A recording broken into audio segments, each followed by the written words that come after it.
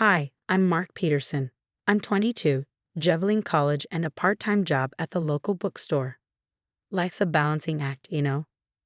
But that's not even the hard part. The real struggle is dealing with my parents, Richard and Karen Peterson. They're like drill surgeons in khakis and cardigans.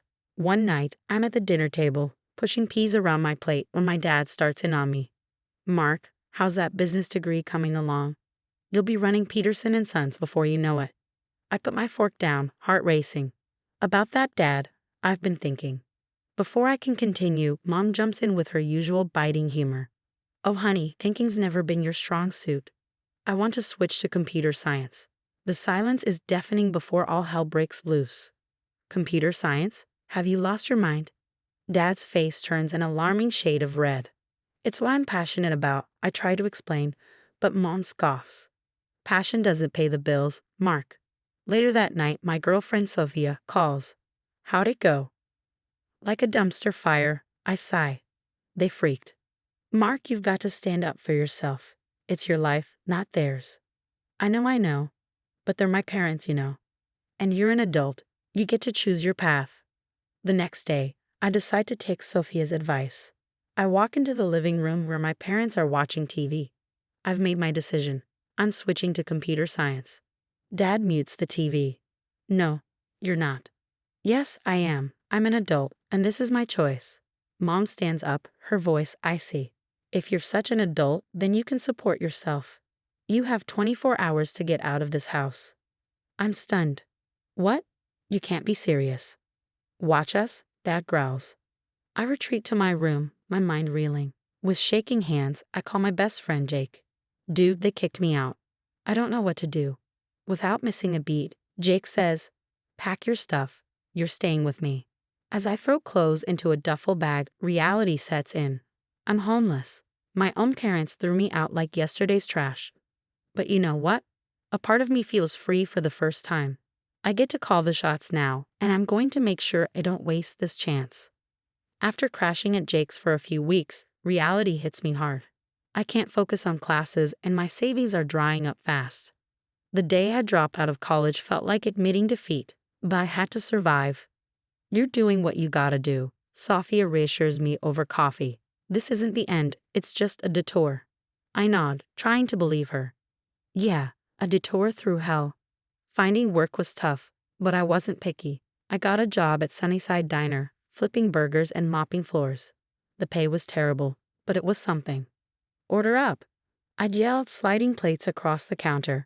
My manager, a gruff guy named Earl, pulled me aside one day. Kid, you're a hard worker. I've got a buddy who needs a night security guard. Interested? Just like that, I was working 2 jobs. Days at the diner, nights guarding an empty office building. Sleep became a luxury I couldn't afford. Sophia was my rock through it all. I found some tech internships, she'd say, sending me links. Let's work on your resume this weekend. I'd nod, exhausted but grateful. What would I do without her? Months passed, and I was running on fumes, but I kept pushing. Then, a small startup took a chance on me for an entry-level IT gig. My new boss, Tina, saw something in me. You've got potential, Mark. Don't waste it. I threw myself into the job, soaking up knowledge like a sponge. Nights and weekends, I taught myself coding. It was brutal, but for the first time, I was on a path I chose. 2 years flew by. I climbed the ranks at the startup, impressing clients and coworkers alike. Then, out of the blue, I got a call from my sister, Emma. Mark, it's been a while. We met at a cafe, the air thick with unspoken words. I heard what they did to you, Emma said, stirring her latte. They did something similar to me. I leaned in, shocked. What? When? Last year. I wanted to be a teacher, not a lawyer. They cut me off completely. We spent hours talking, reconnecting over shared pain. It felt good to have family again, even if it wasn't the one I was born into. Just when I thought life couldn't throw me any more curveballs, our startup got an offer. A major tech company wanted to acquire us. The day the deal closed, Tana called me into her office. Mark, you've been instrumental in this.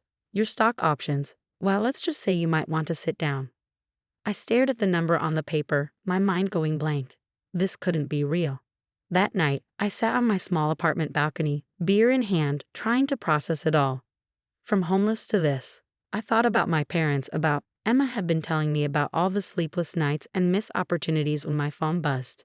It was a text from Sophia. Heard the news. So proud of you, babe. You earned this. I smiled, feeling a mix of pride, vindication, and something else. A hint of revenge, maybe.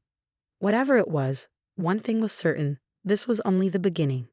With my newfound wealth, I finally had the means to dig into my parents' lives.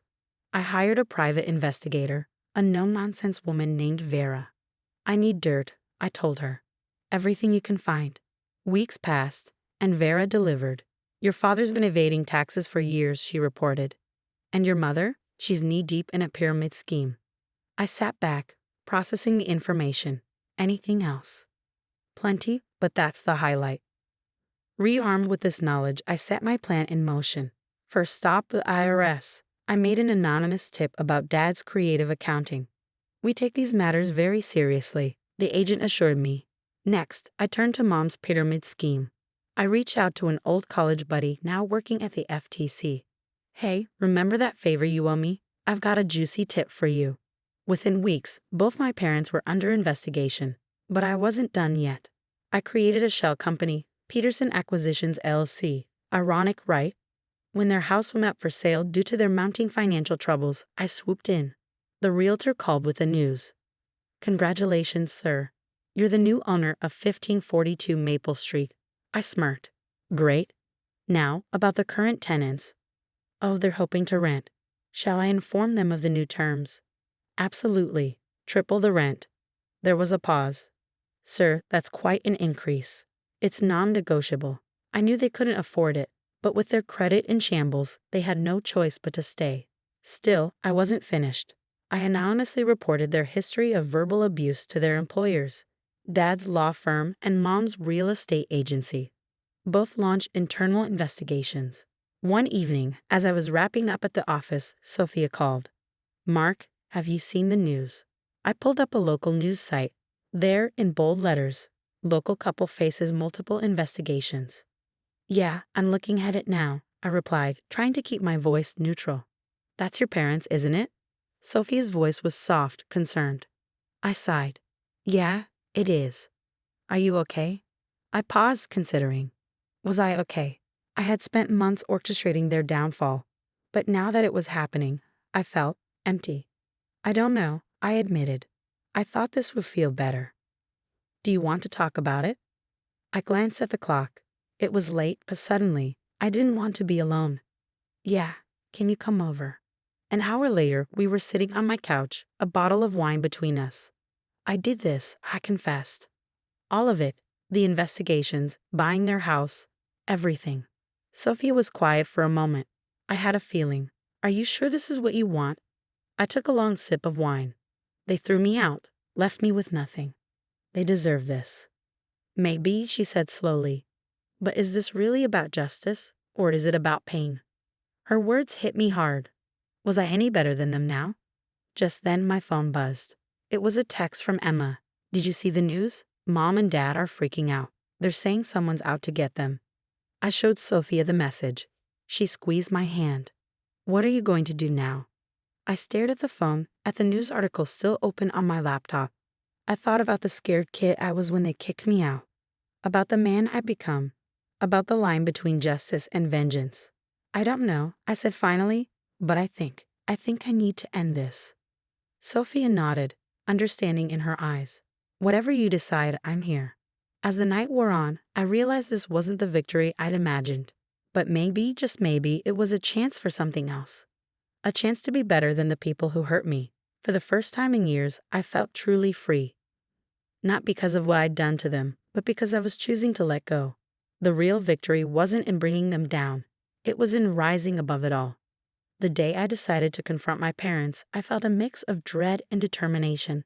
I knocked on the door of the house I now owned, my childhood home. Mark? My mom's face was a mask of shock and confusion. What are you doing here? I stepped inside, uninvited. We need to talk. Dad appeared from the living room, his face hardening. You've got some nerve showing up here. Funny. I replied. I was about to say the same thing, considering I own this place now. The silence was deafening. Then Dad exploded. What the hell are you talking about?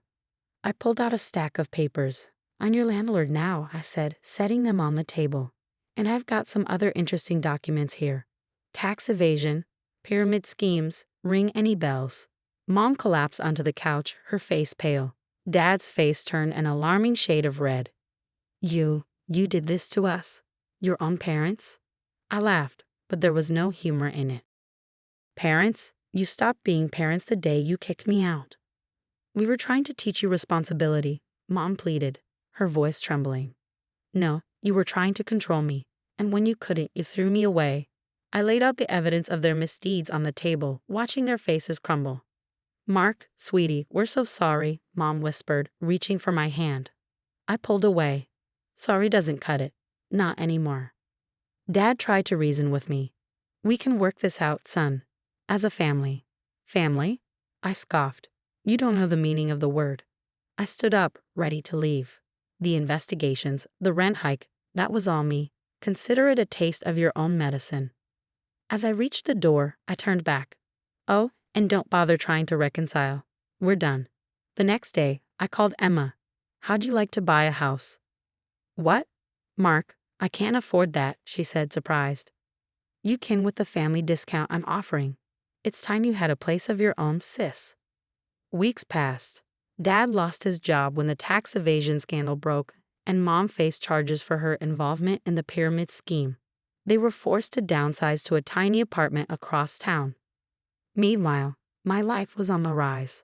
Sophia said yes when I proposed, and my tech company was thriving.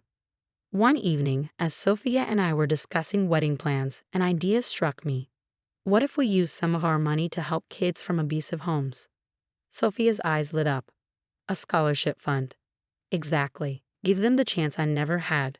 And so the Phoenix Scholarship was born, helping students rise from the ashes of their past. Months later, Emma and I stood in her new kitchen, our old kitchen, sharing a bottle of wine. Can you believe how much has changed? She mused, looking around. I glanced at the familiar surroundings, but the memories didn't hurt anymore. Yeah, it's pretty wild. Do you ever regret it? Cutting them off completely. I thought about her question for a moment. No, I said finally. It wasn't about revenge in the end. It was about breaking free. Emma raised her glass. To freedom, then. And to family, the ones we choose.